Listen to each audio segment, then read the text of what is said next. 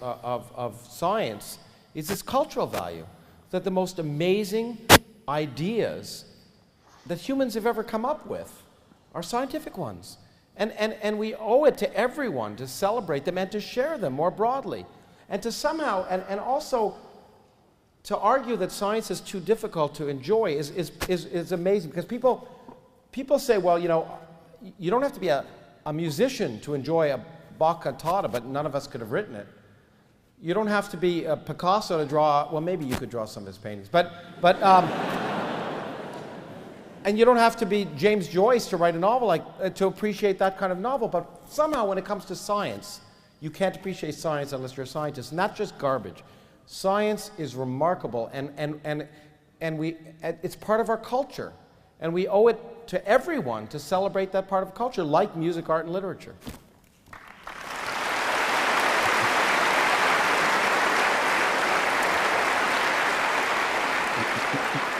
So can we go to the first microphone?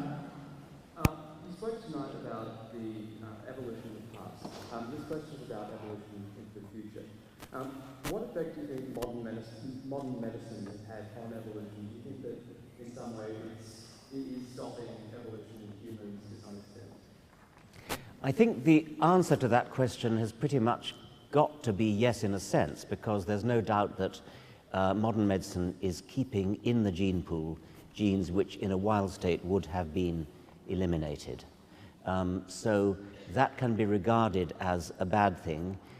On balance, I am glad that we live in a world of doctors and hospitals, and I approve of doctors. Your daughter's a doctor. So my daughter's a doctor, that's right.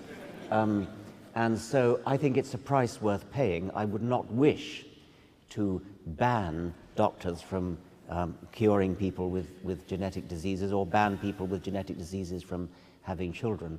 I think there are ways you can alleviate the problem, and one of the ways you can alleviate the problem of the passing on of bad genes is, I mean, at present we have genetic counseling. People who have a bad gene like Huntington's chorea, which is a horrible, horrible gene. It's a dominant gene, which means if you've got it, you're for it. And it means you're going to die horribly. It means you've got a 50% chance. If your father died of Huntington's chorea, that means you've got a 50% chance of dying of it sometime in middle age. Well, a gene like that, or hemophilia, which is not so lethal but is still very, very dangerous, modern techniques can solve the problem. You don't just have to discourage people like that from having children.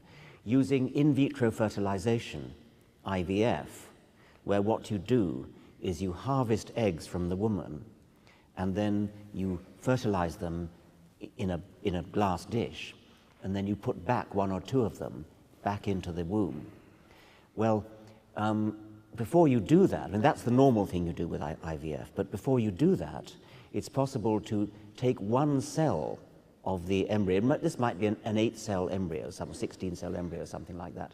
You take one cell, which doesn't harm it. It can still develop normally if you take out one of these cells. And you can look at the genes of that one single cell, and so you can decide which of the embryos to put back into the woman, and make sure you do not put back one of the ones that has the Huntington's chorea gene or the hemophilia gene. So techniques like that are going to become available